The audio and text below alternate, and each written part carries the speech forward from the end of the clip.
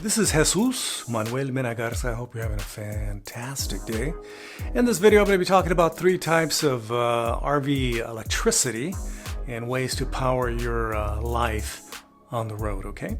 First of all, there's going to be plugging in to power via your, getting shore power, okay? That's number one. Number two is using a generator. And of course, generators come in all kinds of flavors. Gasoline, diesel, and propane. Okay, those are the three types of generators out there. And of course, they come in various sizes: 1,000, 2,000, 3,000, 5,000. Some come in inverter style, which are a little bit quieter than the typical ones that you use at the work site to power your saws and stuff like that. And they're a bit kinder to electronics, anything with a chip. Okay. Third is solar, using solar, passive, non-fossil fuel burning, way to power your, RV and your lifestyle on the road.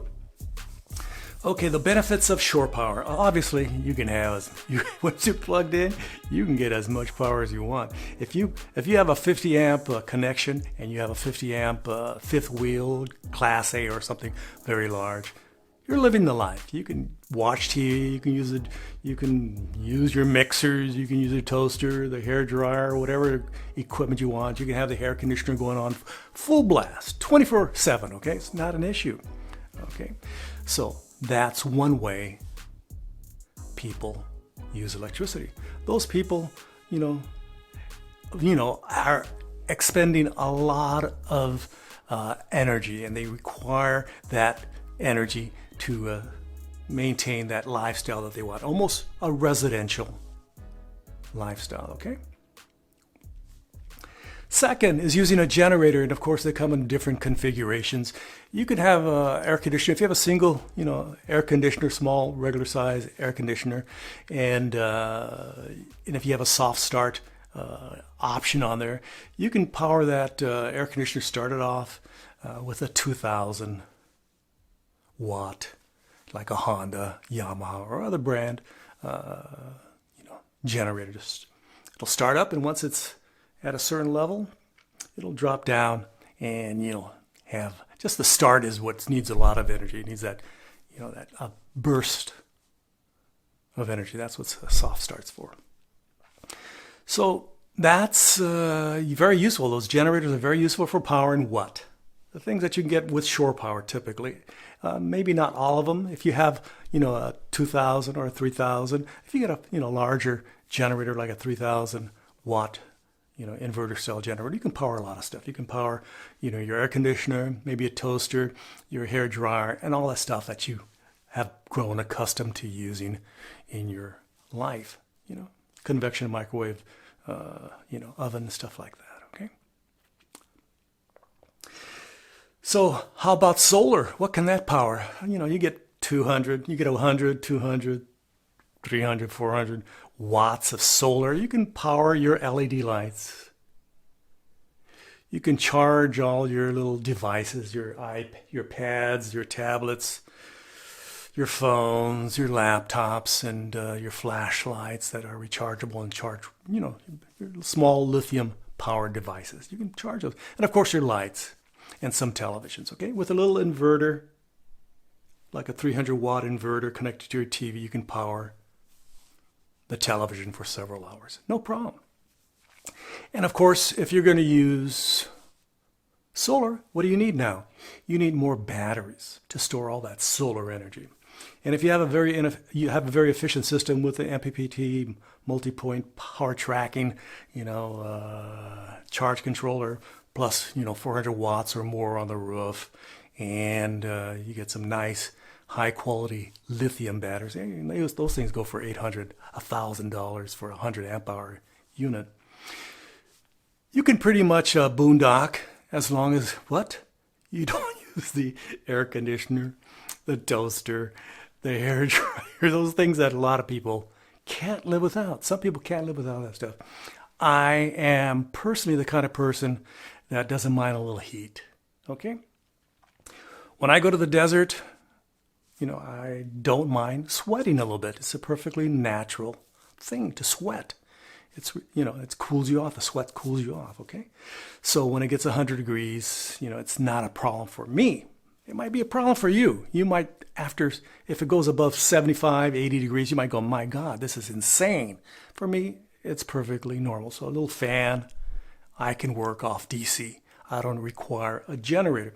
But there are days when it goes up 110, 120, like in Death Valley sometimes. Then you need a generator to cool off, the air. And again, that air conditioner will only cool you off maybe 20, 30 degrees if you're lucky, okay? If it's a very efficient unit. And we're currently in the incipient stages of solar energy. Solar panels are relatively inefficient. Solar batteries are expensive and inefficient. And of course, the technology is in its early stages of adoption, okay? In the future, 10, 20 years from now, it's going to be a lot less expensive and a lot more efficient. And it's probably going to be mandated by legislation that you only use non-fossil fuel forms of energy, okay? Wind, which is you have to have a very fast wind to get those things going. So I saw some person use a windmill on his RV. It had to go practically turn as fast as by a storm to actually operate efficiently. Just a gentle breeze does not get you some electricity. So those things are practically worthless at this time for RV use, okay? But solar panels are definitely a good choice. 400 watts is a good amount of solar panels. I'm thinking for my next RV, and 2 lithium batteries would be very, very nice. And of course, an MPPT, not a PWM, not a pulse width modulated charge controller, okay? So again, I talked about 3 ways to power your RV life. 1, plug it in. Use all the stuff you want.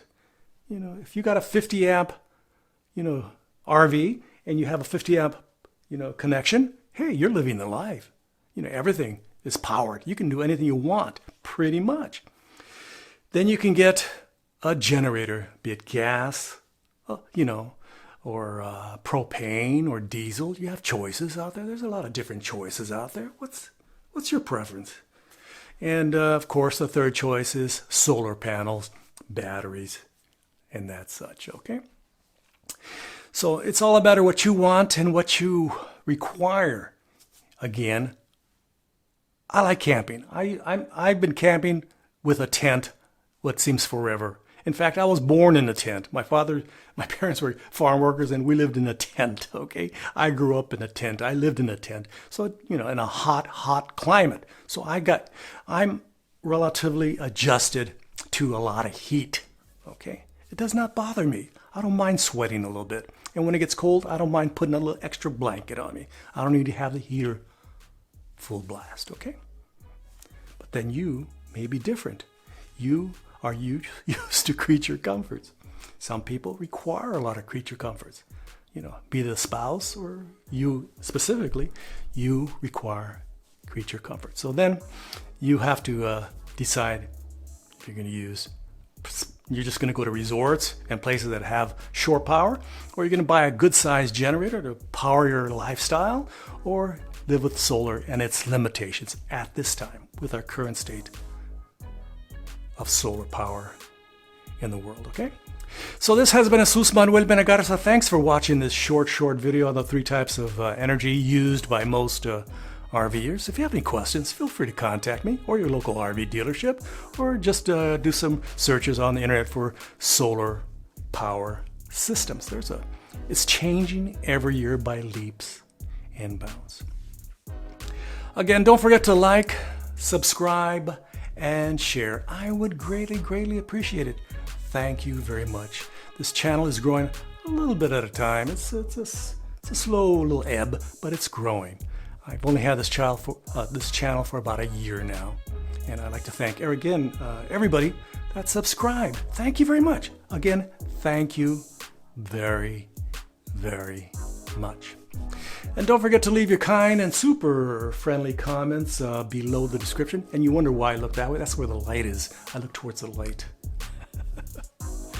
Hope you're doing well during the COVID-19 pandemic. Right now, we're hopefully looking at hope by this time next year, it's going to be over. I'm crossing my fingers that the COVID-19 pandemic is going to be over in about a year. Dare to dream, huh?